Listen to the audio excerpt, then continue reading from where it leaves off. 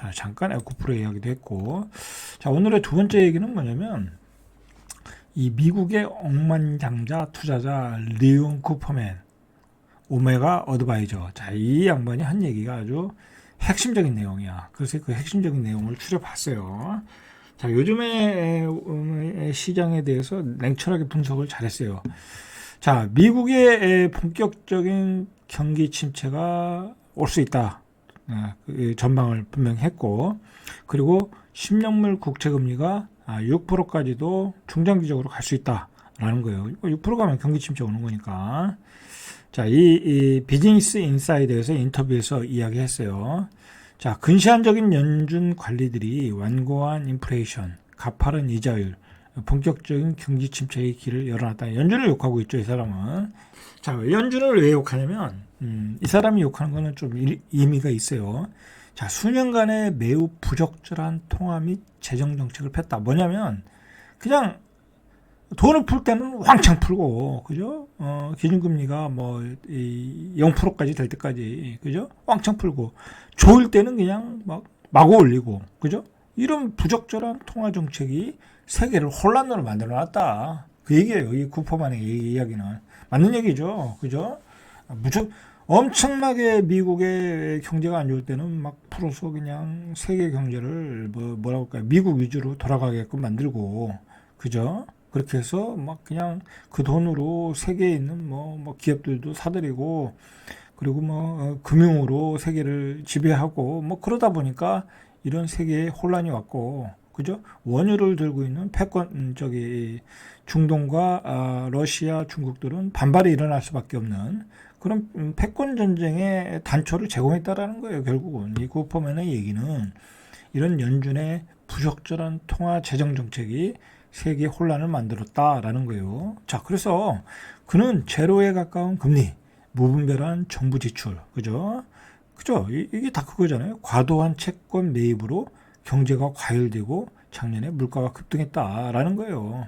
연준의 정책을 대놓고 비판하고 있는 거예요. 연준이 차입 비용을 빠르게 인상하고 시스템을 불안하게 만들었다. 그죠? 냉온탕을 만들었다, 연준이. 자, 그리고 정부도 비판하고 있어요. 정부 정책을 수년간의 매우 부적절한 통화 및 재정 정책이라고 하는 거예요. 자, 이 수요가 지속 불가능한 최고치로 치솟았고 정부의 부채 더미가 부풀어졌다. 수요가 지속 불가능한 최고치가 뭐예요? 지금 미국이 쏟아붓는 그 재정 정책이 이 지속 불가능한 정책이란 얘기예요. 그죠? 이거 참 문제예요. 그러니까 트럼프가 대안으로 나서고 있는 거예요. 트럼프가. 자, 그는 제로에 가까운 금리, 무분별한 정부 지출, 그죠? 이게 다 문제가 된다는 얘기예요. 그러니까 이런 내용들을 우리가 핵심으로 알고 있어야 돼. 제로에 가까운 금리, 무적절한 정부 지출, 과도한 채권 매입, 연준, 그리고 경제 과열, 그죠? 이것 때문에 무분별하게 돈을 뿌리니까 어떻게 되겠어요? 경제가 과열되는 거지, 그죠? 그런데다가 그 미국의 이민자들은 자꾸 줄어들고 고용 인원은 고용 인재 풀은 줄어들었고, 그러니까 고용 인건비는 올라가고, 그죠? 그럼 인플레이션이 일어나고, 그죠? 그러면서 물가가 급등했다. 핵심을 이야기했어요, 이 쿠퍼맨이, 그죠? 조금 더 좀 세밀하게 보면은 쿠퍼맨은 양적 완화에서 긴축으로의 충격적인 전환, 그죠? 그러니까 이게 양적 완화에서 긴축으로 전환할 때 어떤 충격을 감수하면서 가야 되는데 너무 빠르게 움직였다라는 거죠, 그죠? 자, 그는 나는 유가 달러 강세 긴축 그리고 연준이 우리를 경기 침체로 몰아 넣을 것으로 보고 있다. 경기 침체가 온다는 얘기예요. 쿠퍼맨의 이야기는.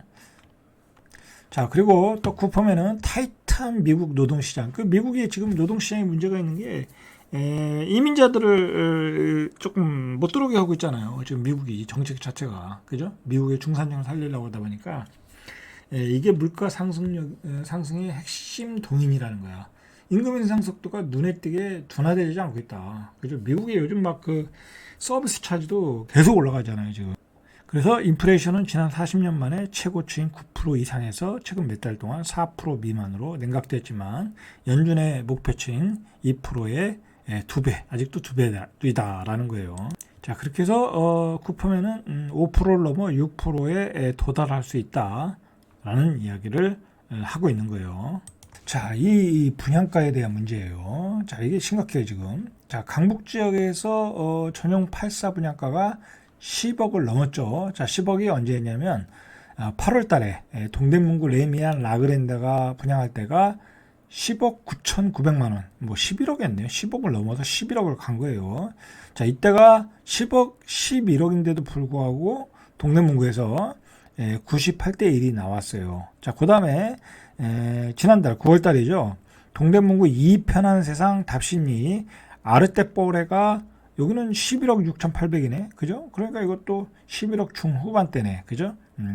이것도 뭐 거의 12억대네. 그죠? 여기도 99대 1. 자, 이 가격에도 이렇게 거의 100대 1에 가까운 분양이 되더라라는 얘기예요. 자, 그러다가 요번에 이제 나왔죠. 그 동대문구에서 12억짜리가 나왔는데 어디냐면 자, 보세요.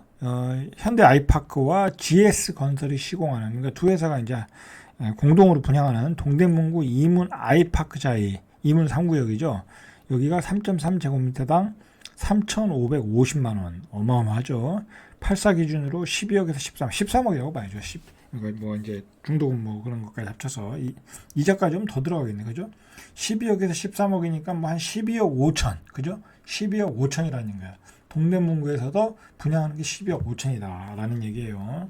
자, 3,500, 그러니까 지금 이제 아까 동대문구 아이파크는 3,500이고 서울의 평당 분양가는 3,200만 원. 그래서 강북의 국평도 12억이 기본이라는 거야.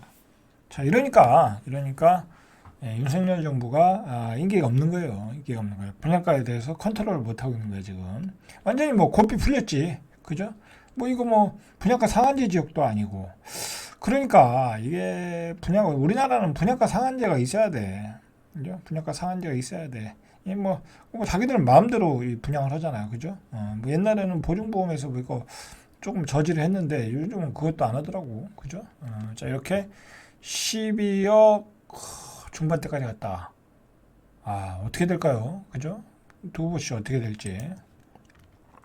자, 이렇게 되니까 결국은 뒤에서 보겠지만, 자, 보시면 서울의 9월달 기준으로 서울시 아파트 평균 매매 가격이요 10억 5천이야. 한 4,600이니까 10억 중반. 경기도 아파트의 평균 매매가 5억 1,300이야. 그러니까 5억 1,000만 원 정도야.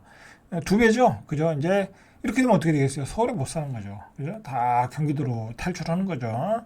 자, 문제는 뭐냐면 경기도로 가는 건 괜찮은데 출퇴근을 어떻게 하느냐 이거야. 이거. 그죠? 출퇴근을 어떻게 하냐 이거야.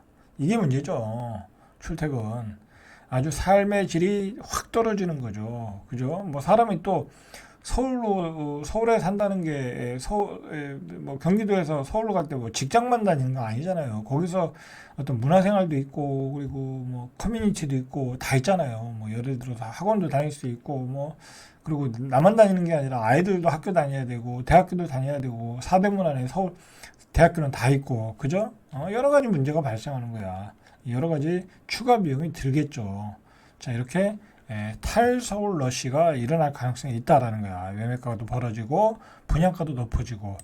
자, 그러니까 이게 이번에 이제 아이파크가 경쟁률이 얼마나 나올지 또 분양은 될지 한번 잘 지켜보실 필요가 있어요. 이제 예전만 못 하거든요. 지금 분양가가 비싸가지고 줍줍으로 많이 나오더라고요. 여기도 줍줍이 얼마나 나올지 이제 한번 두고 보시죠.